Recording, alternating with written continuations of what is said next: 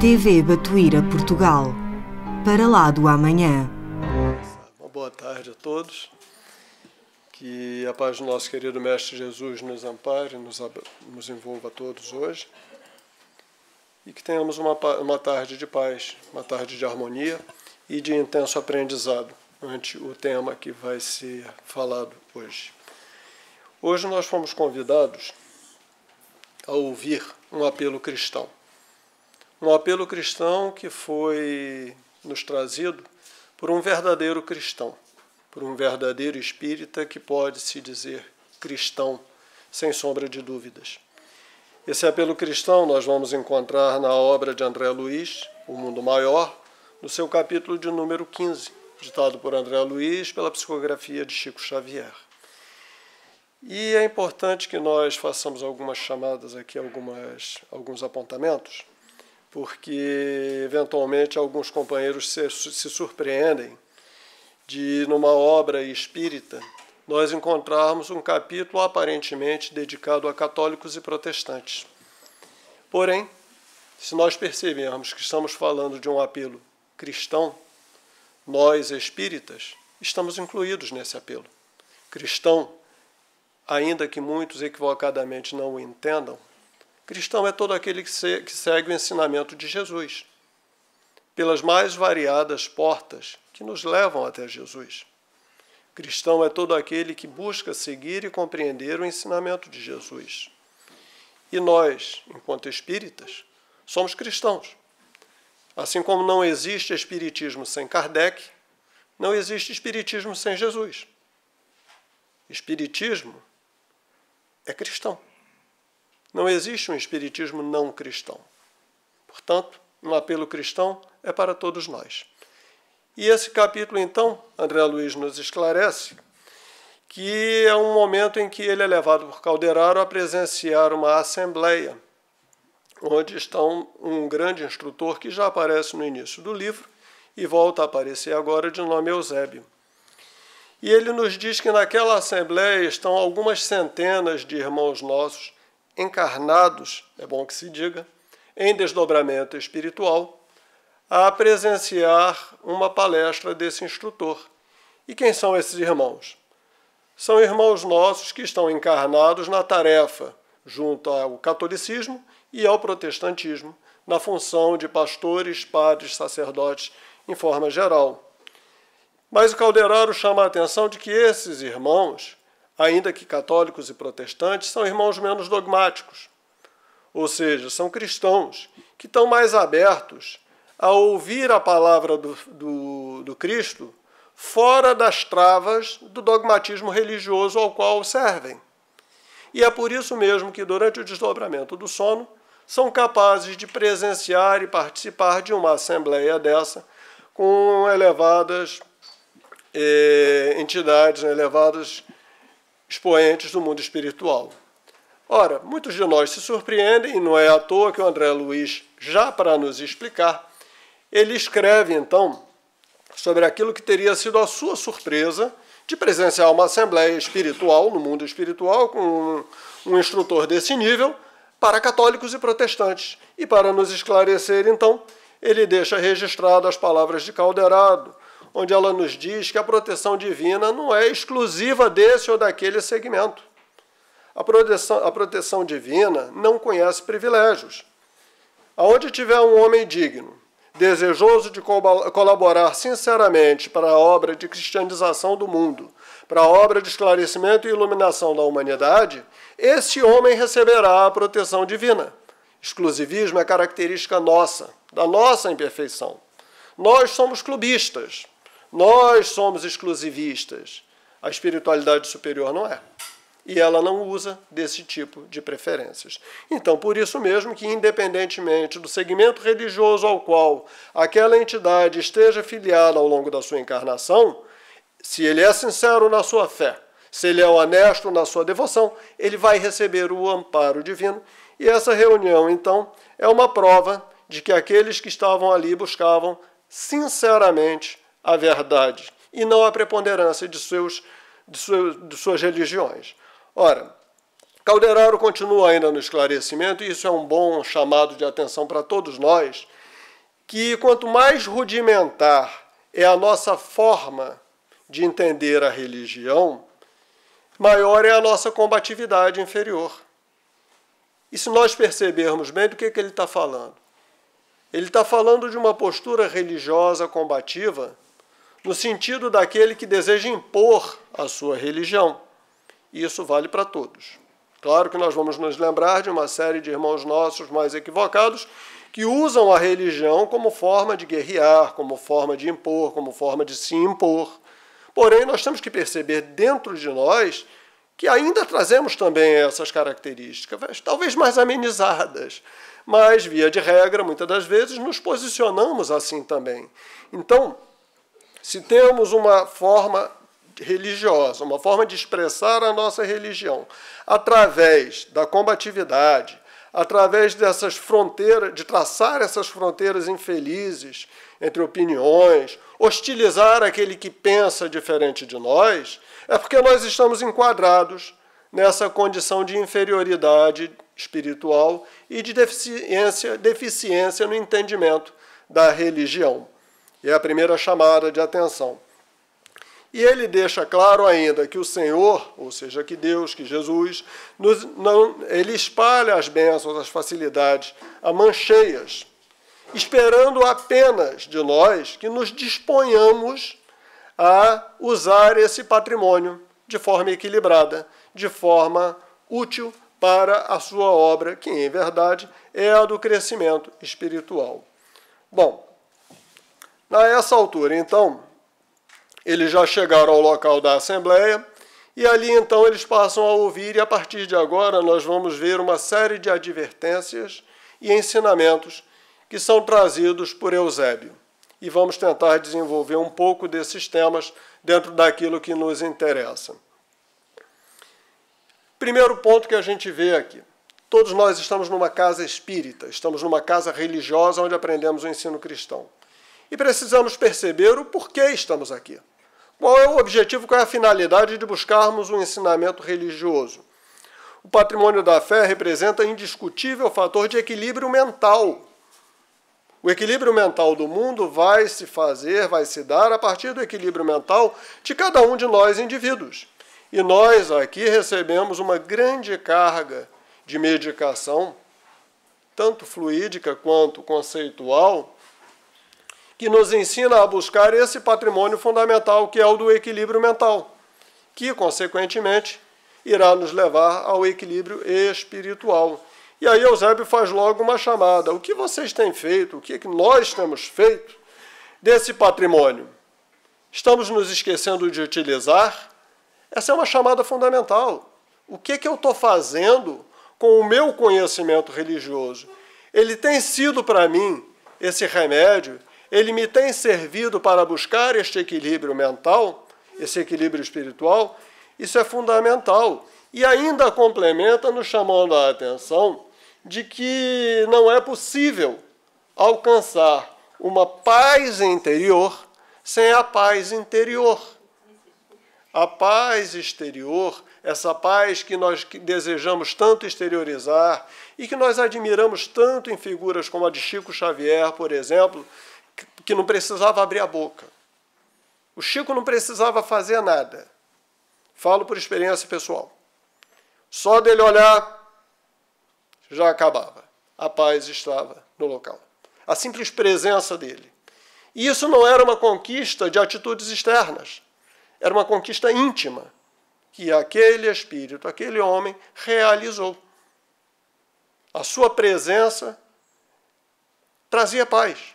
Porque ele tinha a paz, ele tem a paz dentro de si. Temos buscado aplicar essas leis divinas no sentido de conquistarmos também essa lei, essa paz, esse equilíbrio, é para pensar. Como eu disse, é um apelo cristão para todos nós. Não é exclusivo para os padres e para os pastores que estavam lá. E aí ele começa a utilizar uma exemplificação histórica. Ele vai nos relembrar que lá na antiguidade, nas primeiras comunidades cristãs, ser cristão era uma escolha.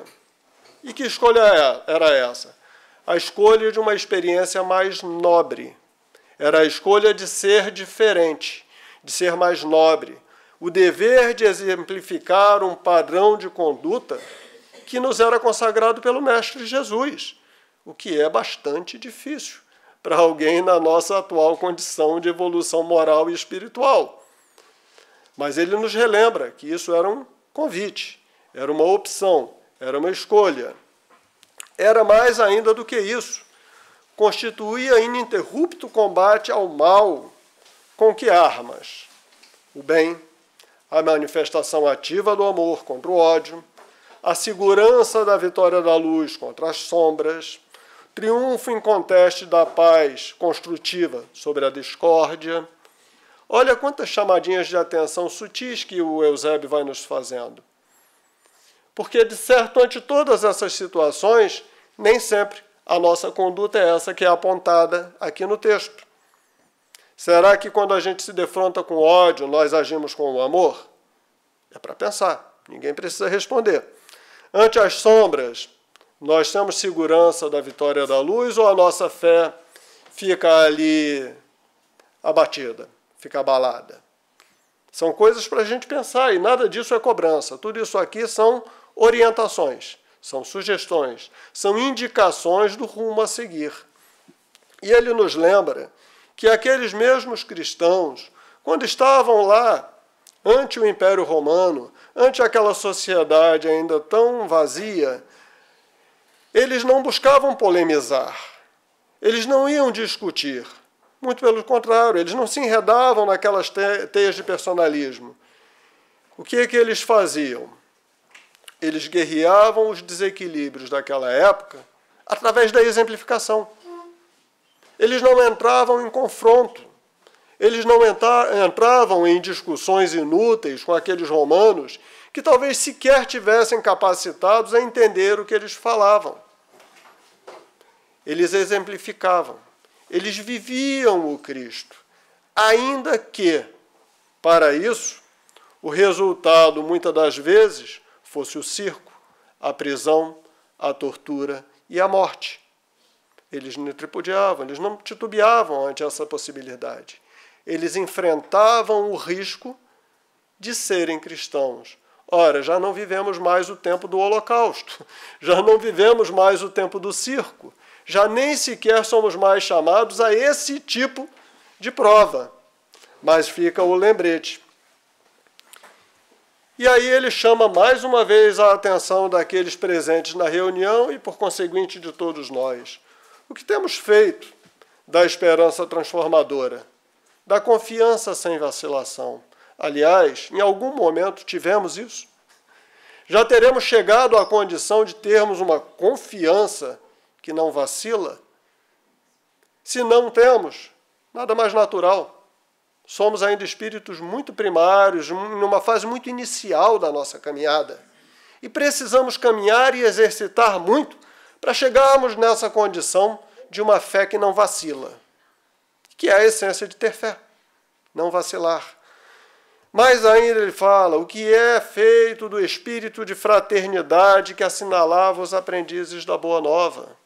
Ora, num mundo dito cristão, temos tanta dificuldade de encontrar as manifestações da fraternidade. E aí é porque ele chama a nossa atenção.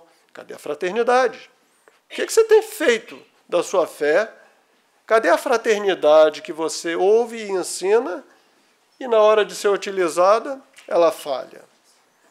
São pontuações, são sinalizações. E aí ele dá o checkmate naqueles irmãos. Enriquecidos pelas graças do céu, pouco a pouco, olvidastes ou esquecestes as portas da revelação divina em troca das comodidades humanas. Ele aqui está se referindo a toda a história que nós conhecemos e estudamos, e não nos enganemos. Somos artistas, somos atores principais e ativos nessa cena. Ora, quem é aqui que está na sua primeira encarnação? Nenhum de nós. De onde viemos? Será que não foi de lá mesmo que a gente veio? Eu não tenho a menor dúvida. Adoro visitar convento e igreja, me sinto em casa. Reminiscências do passado. E não tem a menor dúvida, brinco com meu pai, inclusive, que é Francisco. Brinco com meu pai, pai, olha aí, ó, a gente foi visitar o mosteiro de Alcobaça, falei, pai, a gente já deve ter andado por aqui, né? Pô, deve, provavelmente sim. Não tenho dúvida de que a gente andou por lá, éramos amigos, fazemos parte daquela turma toda lá do mosteiro. Mas, enfim, e aí quando ele começa a falar sobre essa questão das comodidades humanas, ele entra num ponto muito importante e crucial, especificamente para aqueles grupos, mas que é um alerta para nós também não incidirmos nos mesmos erros. Intoxica-vos o dogmatismo, corrompe-vos a secessão. Estreitas interpretações do plano divino vos obscurecem os horizontes mentais. Ora, ele está entrando agora numa temática, e ele vai desenvolver sobre isso, que é muito séria. Porque o que é a nossa história dos últimos 2000 anos? O que fizemos do cristianismo nos últimos 2000 anos? Nós utilizamos do cristianismo para nos dividirmos e não para nos confraternizarmos. Quantas e quantas vezes, intoxicados pelo dogmatismo, perdemos imenso tempo ou encarnações inteiras sem de fato desenvolver aquilo que era o propósito e o objetivo do cristianismo. Conspurcais a fonte das bênçãos, amaldiçoando-vos uns aos outros, invocando para isso o príncipe da paz. Ora, é só ler a história, e nós vamos nos defrontar com várias guerras religiosas entre cristãos, em nome do Cristo. Leiamos Ivone Pereira, e lá nós vamos encontrar a fatídica noite de São Bartolomeu, onde católicos e protestantes se guerrearam e se mataram em nome de Jesus. É o que nós estamos vendo aqui, Eusébio, a chamar a nossa atenção. Mas, estamos falando de católicos, estamos falando de protestantes, nós, encarnados recentemente, e não podemos nos esquecer que, assim como nós fizemos dessa forma lá atrás, o nosso instinto pode nos levar a fazer presentemente do mesmo jeito. Então, temos que ter cuidado com o nosso íntimo, a presença desses sentimentos dogmáticos e separadores para não incorrermos nos mesmos erros. E ele ainda acrescenta mais: a que delírio chegastes, estabelecendo mútua concorrência à imaginária obtenção de privilégios divinos. Por quê? Porque o nosso entendimento religioso é tão equivocado que também nós acreditamos que o reino de Deus é um reino material e também buscávamos um reino material, com tudo aquilo que os reis e reinados ofereciam aos homens. Só que acreditávamos que íamos receber isso em títulos imortais no reino de Deus após a nossa morte, acreditando num céu de facilidades. Só que não é essa a promessa de Jesus.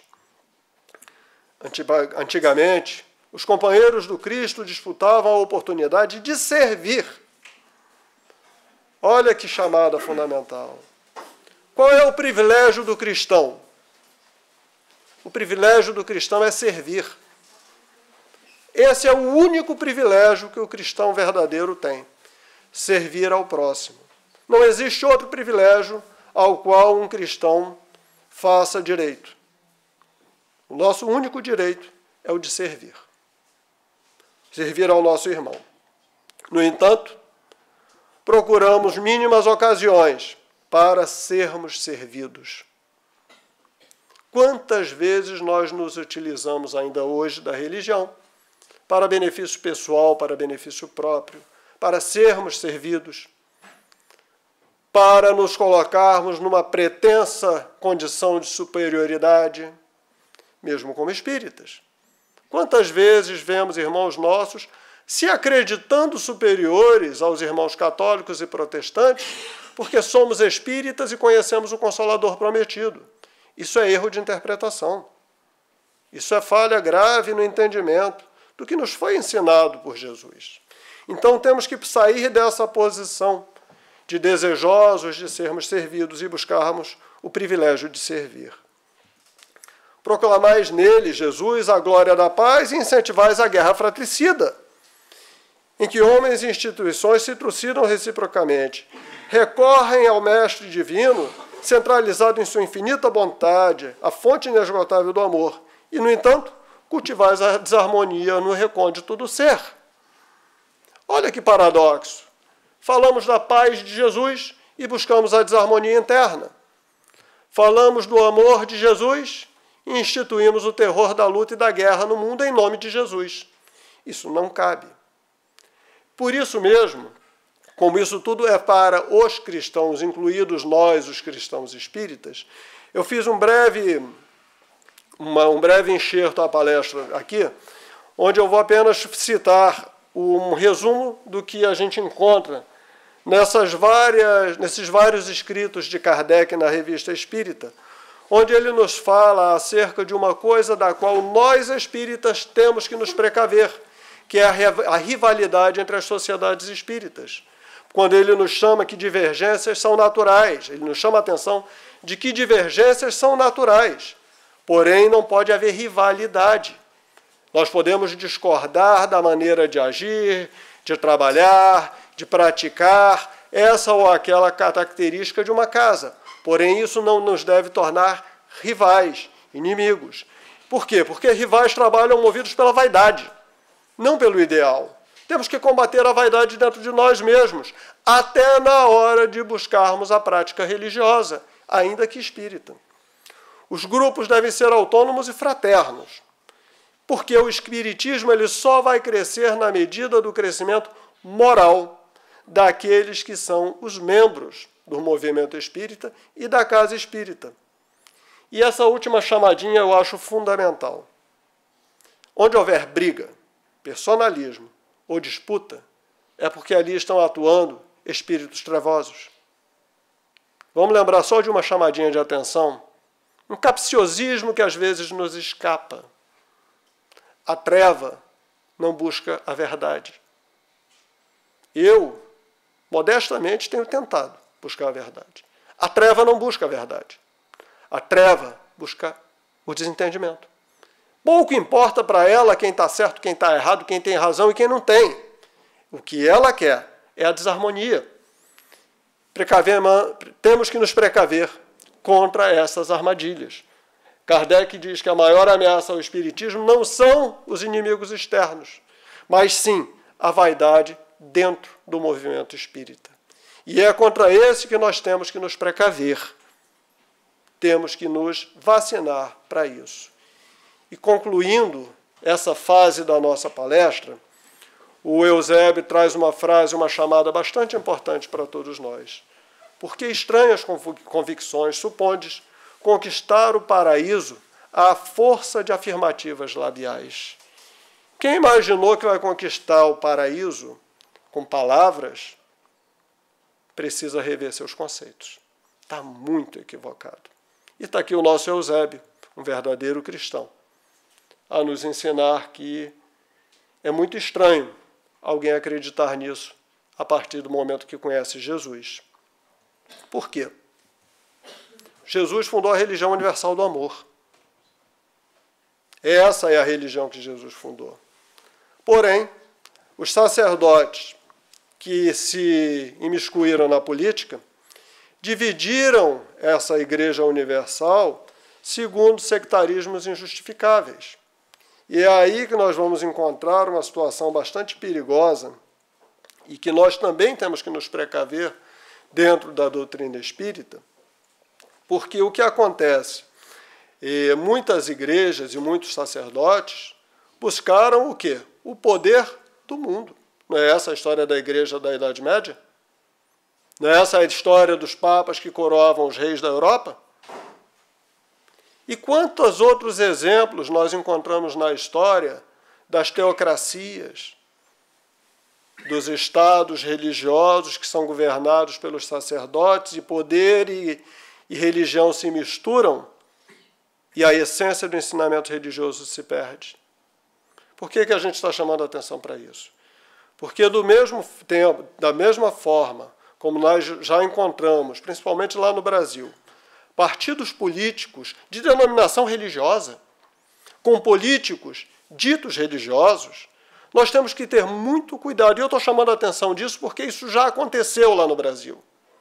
Políticos que se apresentam como representantes do espiritismo. Eu sou o deputado espírita fulano de tal. Como se o fato de ser espírita o tornasse melhor e mais credível. Ai, meu Deus, fugiu a palavra agora. Mas como se ele se devesse a ele mais credibilidade, agora acertei. Devesse a ele mais credibilidade pelo fato dele ser espírita. E não é nada disso. Centro espírita não é palanque. Centro espírita não é diretório político. Por mais que as ações sociais de uma casa espírita sejam, em teoria, em tese, uma ação filosoficamente política, não confundamos isso com política partidária. Política partidária tem que estar fora da casa espírita. Nunca, jamais, no dia que eu subir aqui e defender um candidato político em nome do espiritismo, me bota para fora. Nunca mais me deixa falar aqui, porque isso está errado. Espiritismo não se mistura com religião, ponto. Então, da mesma maneira...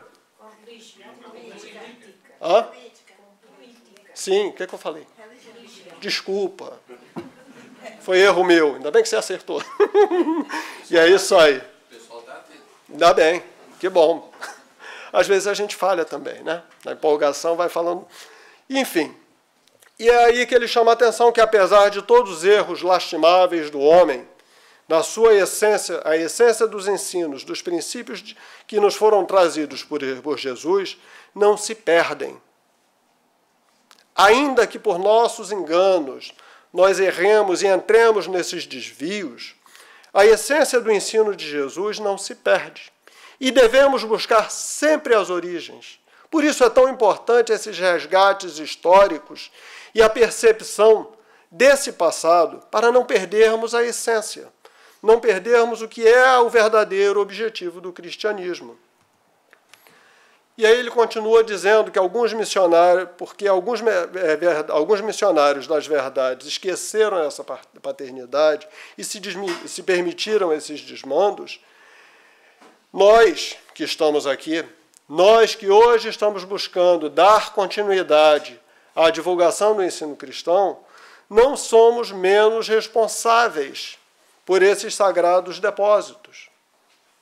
Aliás, em algum momento, eu não me lembro aonde eu li isso, eu acho que era o Chico que dizia que ele era profundamente grato à Igreja, que apesar de todos os desmandos, ela conseguiu nos trazer o Evangelho até a atualidade. E que talvez tenha sido o grande, foi o Chico mesmo, né? Talvez tenha sido o grande mérito e o grande trabalho. Apesar de tudo, a Igreja preservou o Evangelho na sua integridade e na sua essência, para que no século XX, no XIX, aliás, pudéssemos receber o Consolador prometido sem termos perdido aquilo que havia de mais importante, que era o Evangelho. Dando seguimento, um outro tema muito importante abordado por Eusébio é a questão do culto exterior. O culto exterior encanta, impressiona, mas ele não é a essência.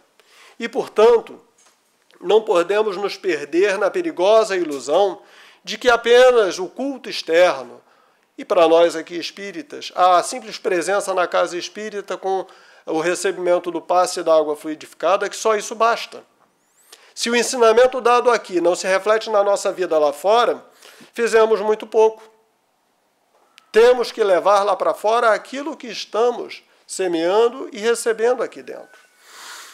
É em vão que erguemos castelos de opiniões e verbalismos se não temos obras.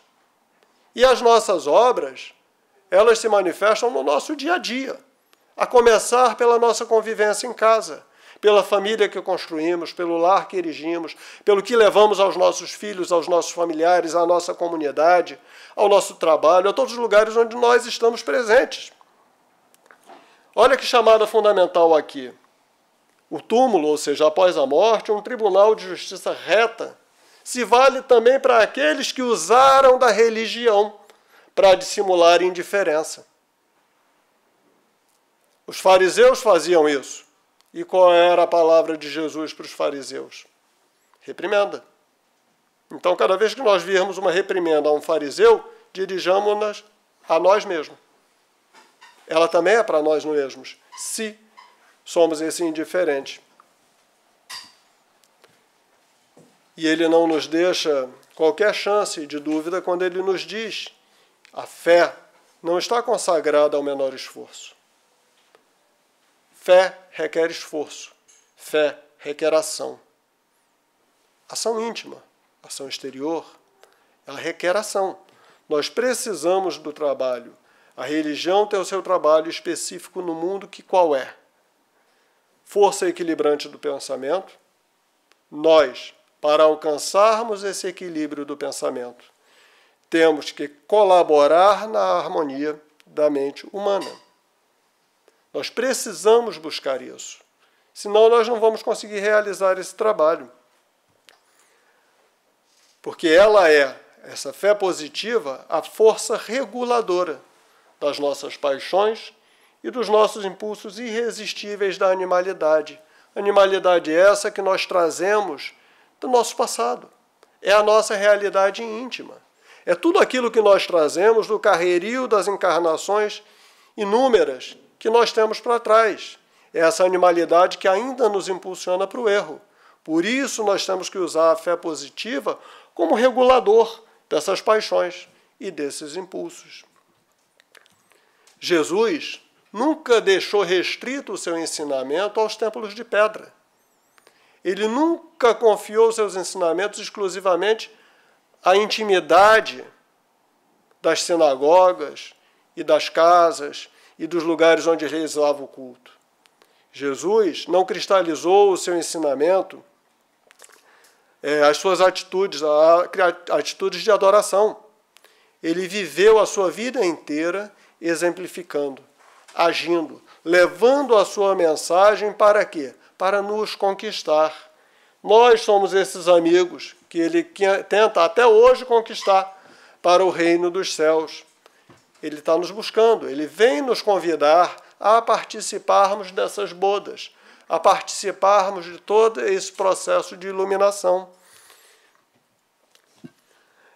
Ele nunca nos impôs normas rígidas de ação. Ele sempre nos pediu o quê? Amor e fraternidade, amor e entendimento, fé sincera e, principalmente, bom ânimo, para que pudéssemos realizar esses serviços edificantes. O que ele nos pede já nos parece tão difícil, né? Tanta coisa, mas é um convite amoroso para que nós possamos edificar isso tudo. E aí ele nos traz alguns exemplos da forma de agir de Jesus e que também nos servem como exemplo e como parâmetro para a nossa própria ação. Ele nos diz que ele nos traz os exemplos vivos de, por exemplo, Madalena. Madalena, que era dita uma mulher de má vida, o que ele enxergou em Madalena? Os erros delas todo mundo já enxergava. Ele enxergou, sim, a sua capacidade de realizar um apostolado renovador. Ele enxergou naquela mulher caída a sua capacidade de renovação íntima. E não é à toa que ela foi a primeira testemunha da sua ressurreição. Olhando para Zaqueu, ele não encontrou o homem de má vida. Ele encontrou, sim, um homem capaz de fazer um nobre esforço construtivo e de mudança na sua própria vida. Quando ele encontra a mulher samaritana, ele não se põe a discutir as diferenças de interpretação que haviam entre os judeus e os samaritanos. Ele faz, sim, com que ela vá buscar uma nova fonte de verdades eternas, uma nova água, a água viva. É isso que ele oferece à mulher samaritana. E não entra em discussões estéreis sobre o seu entendimento. Ante cegos, leprosos e doentes, loucos, doentes, endemoniados, ele não os exproba pelas suas faltas que levaram àquela condição, mas ele lhes oferece a oportunidade de cura para que possam iniciar uma nova vida e buscar, através daquela nova vida, a sua regeneração. Ele os estimula violentamente para que eles possam se renovar. E, por fim, quando crucificado entre dois ladrões, ele oferece àqueles dois ladrões uma palavra fraterna, inflamada de amor, dando a eles a oportunidade de se renovarem, se regenerarem, e inclusive promete a um deles que ainda hoje estarás comigo nos reinos dos céus. Ele não olha o pecado, ele não olha o erro, ele olha o potencial de crescimento de cada um de nós. Nós somos todos esses. Nós estamos aqui. E ele não nos olha os pecados. Jesus olha o nosso potencial de crescimento. Brilha a vossa luz. Vós sois deuses. Não foi isso que ele nos ensinou? Brilha a vossa luz. A nossa luz só vai brilhar a partir da hora que nós usarmos a vontade para fazer essa luz brilhar e botarmos para fora esse Deus interno que a gente ainda está guardando tão escondidinho lá dentro. Não há como invocar o nome de Jesus com separações. Usar Jesus como temática para separação não faz o menor sentido. Nós precisamos mudar essa condição de sectarismo, de divisionismo, de clubismo. Isso não cabe mais. O que nós temos que procurar agora é a transformação dos nossos conceitos. O que se pede ao nosso espírito de crença é aproveitarmos essas bênçãos que nós recebemos em caudalosas correntes de luz. E é isso que temos recebido diariamente nesta casa. Nós podemos não perceber com nossos olhos físicos, mas a cada vinda à casa espírita, nós estamos recebendo uma dessas caudalosas correntes de luz. Aqui dentro é o lugar onde isso se realiza. Não é só ali na hora do passe, é a todo momento. Aqui dentro nós estamos sendo renovados. Aqui dentro nós estamos sendo reabastecidos. Precisamos usar esse conhecimento e essas energias para o resto da nossa semana, para os nossos dias. Porque senão terá sido muito pequeno o nosso aproveitamento. Não terá sido perdido, mas terá sido muito pequeno. E teremos aproveitado a menor parte de tudo aquilo que se nos ofereceu. Não devemos limitar, portanto, a nossa demonstração de confiança nos cerimoniais externos. Não é só a exteriorização da fé através de atos exteriores. Nós temos que buscar a atitude maior. E o que é isso? Em bold, em negrito, fui eu. E está lá a rota. Varrer a indiferença. Convertermos-nos em verdadeiros irmãos uns dos outros. Transformarmos a nossa casa espírita num doce lar da família cristã. Porque cada um de nós que nos candidatamos a ser aprendizes do Evangelho, cada um de nós traz dentro de si um altar para esse culto vivo do Divino Mestre. Leon Denis, no seu fabuloso Depois da Morte, ele nos fala, e eu sempre me encanto com aquele capítulo, que a religião natural é aquela em que cada homem erigirá no seu lar um templo, cada família será um altar, e no íntimo do seu coração. Eu sempre me emociono com ele. No íntimo do seu coração, cada um de nós irá praticar a verdadeira religião. Que é isso? É esse convite que nós recebemos. Cada discípulo da fé deve cooperar no reerguimento dos irmãos frágeis e vacilantes. O nosso trabalho, que já conhecemos a doutrina espírita, é levar esse conhecimento. Nós que já conhecemos o Evangelho de Jesus, temos que levar esse conhecimento ao nosso irmão fraco, vacilante, frágil, que está caído na estrada. Jesus nunca pregou desarmonia. Ele nunca endossou vaidade, pretensão, petulância, arrogância de cada um de nós, pretensos defensores do reino de Deus. Ele quer o contrário. Ele quer exatamente que nós invertamos essa lógica e pratiquemos o vero cristianismo. Quem pensa que vai conquistar o céu menosprezando a terra é um insensato. Para que essa insensatez? E ele reforça ainda nos dizendo que aquele irmão que está caído é a nossa carga preciosa.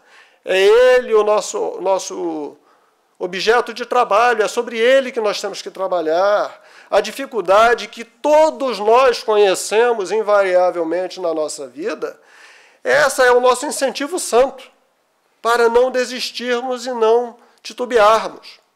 E a dor que cada um de nós sofre, é a nossa escola de purificação, porque essa dor também é conquista pessoal. Ninguém recebeu essa dor por vingança divina. Foi conquista pessoal. Fizemos por onde recebê-la. Tenhamos a honradez de cumprir com a nossa tarefa. E ainda nos chama para que nos abracemos uns aos outros, como verdadeiros irmãos, para que possamos juntos alçarmos as nossas mentes àquele que é o verdadeiro objetivo, que é alcançar os planos superiores, porque será necessário o sacrifício. Sem a fortaleza do outro, se não nos abraçarmos uns aos outros, seremos muito fracos. Sem o auxílio do outro, não teremos forças e capacidades de vencermos as nossas próprias limitações. E é diante do mundo periclitante que nós devemos nos harmonizar com Jesus, para que possamos nos equilibrar enquanto ainda estivermos aqui na esfera carnal. É só com Jesus que nós vamos encontrar esse equilíbrio que vai nos tornar capazes de estar nesse mundo, sem ser desse mundo. Evitar a subversão dos valores espirituais, que vai afugentar essas trevas que ainda nos ameaçam, na vida íntima e na vida religiosa, no templo religioso e na sociedade como um todo. Despertar a nossa consciência, que ainda está adormecida, ela está bocejando, mas ela ainda está adormecida, para nos afeiçoarmos à verdadeira lei divina e esquecer aquelas ilusões que viemos pregando e cultivando ao longo dos últimos milênios. Temos que buscar a salvação, a dita salvação, através do contínuo trabalho de renovação e aprimoramento do outro, nosso. Temos que buscar continuamente este trabalho de aperfeiçoamento íntimo, pessoal, para que possamos nos renovar intimamente. E só assim vamos encontrar a dita salvação. E conclui de forma brilhante a dizer que ao mundo atormentado, o nosso papel é de proclamar a nossa fé em Jesus. Esse é o nosso trabalho. Proclamar essa fé não pela palavra apenas, também pela palavra. Para isso eu estou aqui agora. Mas para também proclamarmos essas verdades, essa fé, através dos nossos atos, da nossa exemplificação, da nossa vivência. E complementando, Emmanuel nos traz esse trecho do livro Caminho, Verdade e Vida, em que fecha exatamente a ideia do que acabamos de discutir. Se cristianismo é esperança sublime, amor celeste e fé restauradora, é também trabalho, sacrifício, aperfeiçoamento incessante. Comprovando suas lições divinas, o Mestre Supremo viveu servindo e morreu na cruz. Então, meus amigos, assim como todos nós aqui, também aqueles que ali assistiram àquela palestra saíram dali bastante preocupados e cabisbaixos uns, porque perceberam o tamanho do problema e da dificuldade que haveriam de enfrentar, porque aqui dentro estamos todos na mesma vibração, mas quando saímos temos que enfrentar o mundo.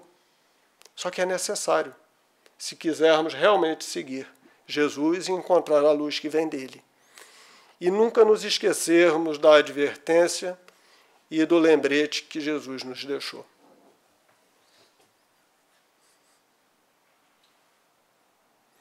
Muita paz.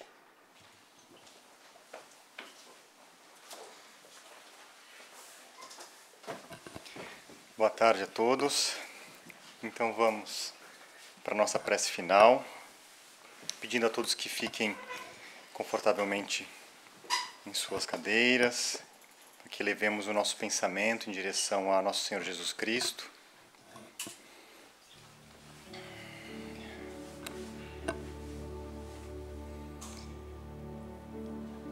Nosso Senhor Jesus Cristo, divino e amado Mestre, o Senhor estendeu suas mãos a cada um de nós, convidando-nos a seguir-te. E aqui hoje nos encontramos em tua casa, Senhor, recebidos por ti de braços abertos, para que pudéssemos compreender um pouco melhor os teus ensinamentos, o teu exemplo.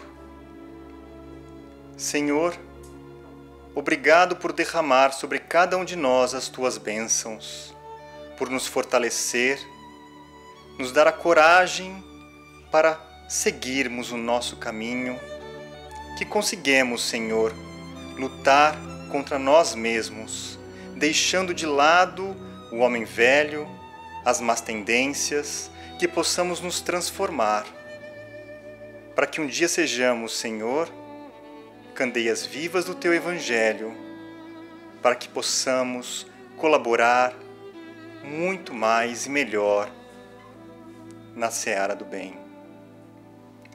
Senhor, te agradecemos a presença dos Teus missionários da luz, que nos envolveram com todo o amor e paz que tanto necessitamos.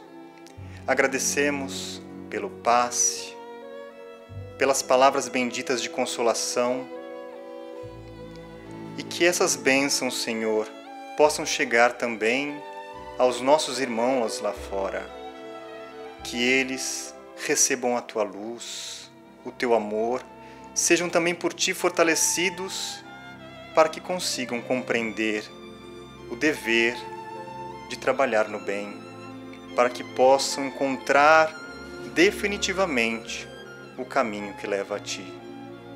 E assim, amado Mestre, profundamente agradecidos, pedimos a Ti que continue a nos proteger e a nos guiar. Ficai conosco, Senhor, hoje e sempre.